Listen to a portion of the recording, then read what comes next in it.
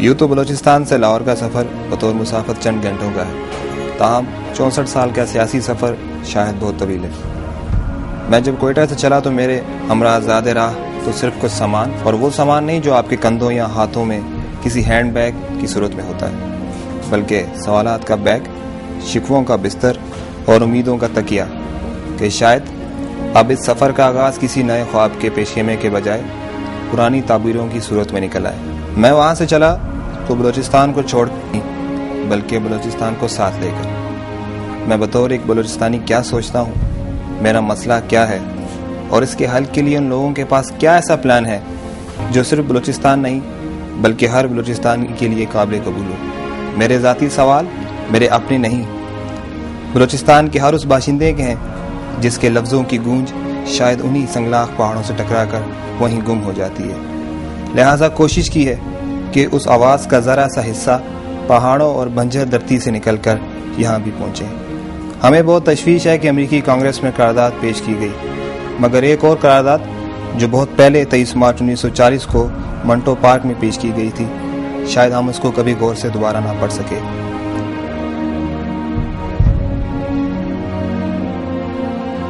आइए एक बार फिर वहीं से एक और आगाज़ करते हैं। चलते हैं अपने पहले मेहमान की तरफ।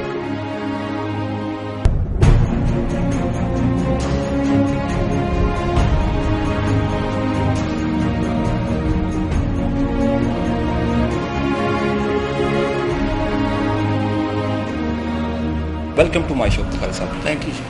बुखारी साहब, सवाल करने से पहले काफ़ी सारे सवाल आते हैं। एक सवाल है, कभी बलूचिस्तान आया?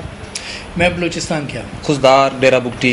नहीं, मैं सिर्फ कोयटा तक गया क्योंकि मैं चीफ इलेक्शन कमिश्नर था पाकिस्तान पीपल्स पार्टी का। उस सिलसिले में मुझे वहाँ पे कैंपेन शुरू करनी थी, तो वो फिर मैं गया था लश्करी रईसानी साहब के रिहाइशगाह पे। वहाँ पे हमने एक जलसा किया था और वहाँ पे हमने कैंपेन की। फिर 1-2 दिन वहाँ पे मैं ठहरा। मुख्तलिफ इलाकों से लोग खुद उधर आ गए थे, तमाम बलूचिस्तान से हमने लोगों को वहाँ पे इनवाइट कर लिया था। तो इस तरह मुझे बाकी शहरों में नहीं जाने का मौका। कितना अरसा हुआ कोयटा आप गए दोबारा? मेरा ख्याल है ये 2007 की बात है। 2007? हाँ जी। उसके बाद से उसके बाद मैं नहीं जा सका। 4 साल में आप नहीं जा सकते? नहीं जा जो सकता। आपकी गवर्नमेंट वहाँ बरसरी थी। बस ये है कि हमारी मसरूफियात चूँकि इधर बहुत होती हैं, तो इस वजह से वैसे तो राब्ते तो रहते ही हैं दोस्तों से, टेलीफोनिक, अदरवाइज़ कभी मीटिंग्स हो जाती हैं इस्लामाबाद में, वहाँ से दोस्त आ जाते हैं, तो हमारे राब्ते तो रहते ही हैं, लेकिन मुझे ज़ाती तौर पे वहाँ जाने का मौका नहीं मिला उसके बाद। बुखारी साहब, आप पीपल्स पार्टी की सेंट्रल एग्जीक्यूटिव कमेटी के रुकन भी हैं, सीनियर साहब भी हैं और पीपल्स पार्टी के वाले साहब की खिदमत के सामने। बलूचिस्तान का जो केस है, अगर हम 1970s में जाएँ तो बलूचिस्तान को शिकवाया आपकी पार्टी से कि एक पहला जो मेजर ऑपरेशन था वो आपकी पार्टी ऑपरेट कर चुकी है, और उसके बाद कहा यह जाता है कि आप माफ़ी मांगते हैं और फिर ऑपरेशन शुरू हो जाता है। 4 साल पहले सदर मुमलिकत जनाब आसिफ अली जरदारी साहब बरसर इक़्तिदार आए तो बलोचों से माफ़ी मांगी गई। 4 साल में तो 4000 अफराद लापता हो गए, तो ये किस किस्म की माफ़ी थी, वहाँ के लोग पूछना चाह रहे हैं। देखिए, इसमें बहुत सारे फैक्टर्स हैं इन्वॉल्व, और ये चूँकि एक पुराना इशू है, जैसे आपने बात की, एक लॉन्ग स्टैंडिंग इशू है ये।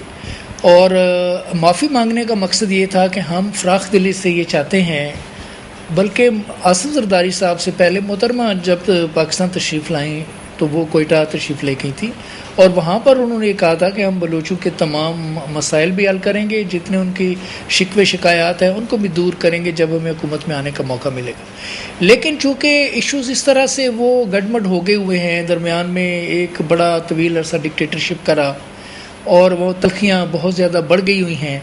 और फिर सबसे बड़ा मसला हमारे लिए ये है कि हमारी हुकूमत जो है वो कोलिशन गवर्नमेंट है, मखलूत हुकूमत है। फुल फ्लेज्ड हमारे पास अक्सरियत नहीं है असेंबली के अंदर हुकूमत बनाने की, हम पोजीशन में नहीं थे, हमें दीगर पॉलिटिकल पार्टीज़ को साथ मिला के हुकूमत बनानी पड़ी। तो जब इस किस्म की सूरत हाल होती है तो इतने फ्री हैंड आपको मिलता नहीं है कि आप जिस तरह से चाहें अपनी पॉलिसीज़ को आगे बढ़ा सकें, और मुश्किलात आती हैं। लेकिन नीयत की जो बात है, जो हमारा जज्बा है बलोच भाइयों के लिए, जो हमारी ख्वाहिश है उनकी ज़िंदगी में बेहतरी लाने के लिए, उसमें किसी किस्म की कोई कमी नहीं है।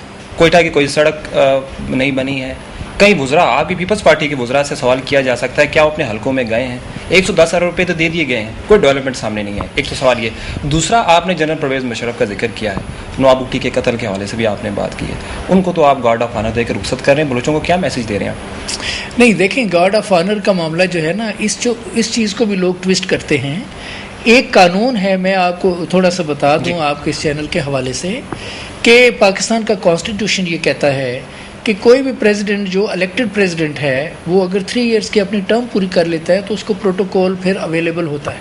जैसे जनरल मुशर्रफ अगरचे बहुत ख़िलाफ़ थे नवाज़ लीग के, मगर उनके जो प्रेसिडेंट थे रफीक तारड़, तो उनको भी किसी ने कुछ नहीं कहा।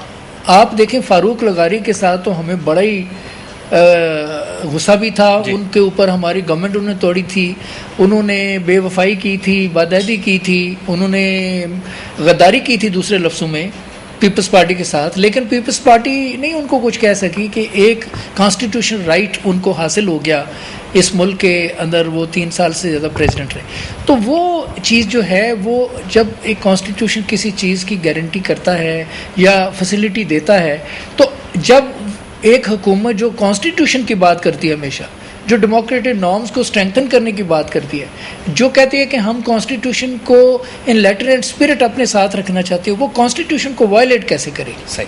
तो हमसे वो रवैया तो नहीं तवक्को करनी चाहिए जो डिक्टेटर्स पॉलिटिकल लीडर्स के साथ करते हैं। इंटरपोल के जरिए उनको मंगवाने की भी बात हुई थी, FIR लॉन्च हुई हुई है, और जो डेफिनेट। अब ये देखें ना, आपने एक सवाल जो आपने किया था उसका जवाब आपके इस सवाल में किसी हद तक आ गया है कि जहाँ तक इस पॉलिटिकल गवर्नमेंट का ताल्लुक है, इसी गवर्नमेंट ने उनके खिलाफ वो केसेस भी चलने दिए हैं, उनके वारंट भी जारी हुए, इंटरपोल से भी रब्ता किया है और डिक्लेयर किया है कि हम उनको पकड़ेंगे और उनको कोर्ट में लेके जाएंगे और जो उनके साथ कोर्ट्स फैसला करेंगी, जो उनकी किस्मत का फैसला आएगा उस पर पूरी तरह से अमल दरामद किया जाएगा।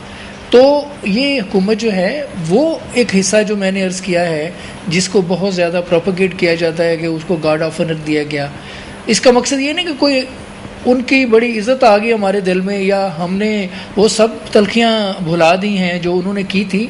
हमें तो ये भी उनसे हमारा इल्ज़ाम है उनके ऊपर, या कोर्ट्स में किसी हद तक ये बात साबित भी हुई है कि वो मोहतरमा बेनज़ीर भुट्टो शहीद के शहादत में भी उनका हाथ है।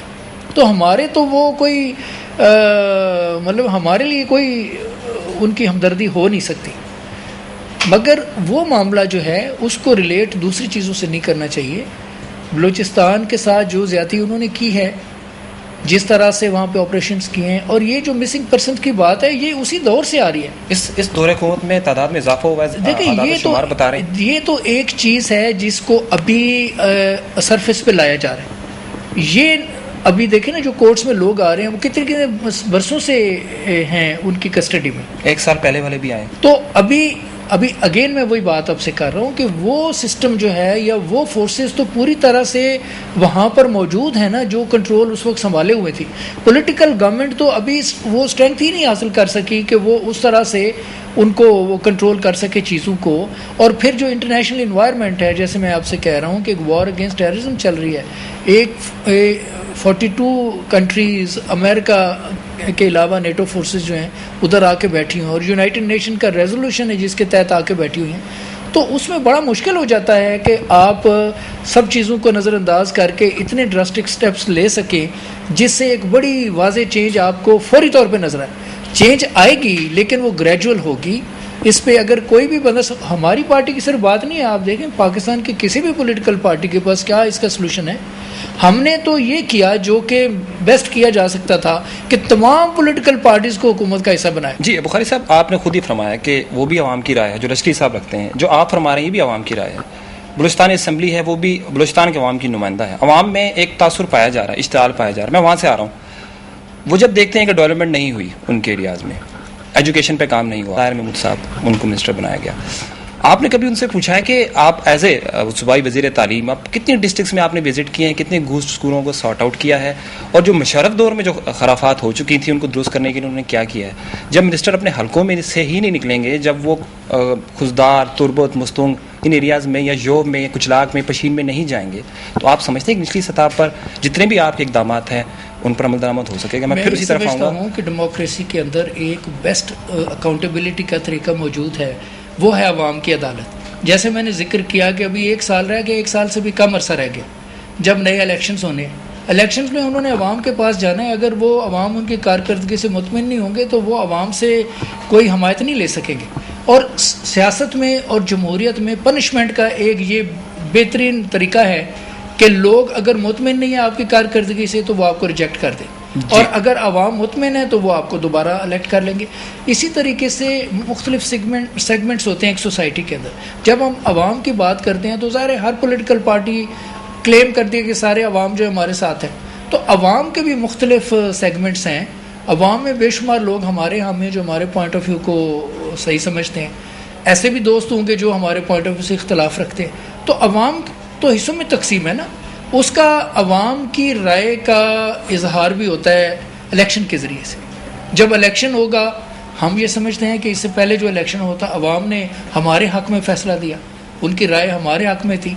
और अब भी हम तो ये समझते हैं जिस तरह से हमने बलूचिस्तान के दोस्तों की खिदमत करने की कोशिश की है, अवाम की कोशिश की है, वो डेफिनेटली हमारी इस कोशिश को मद्देनज़र रखेंगे।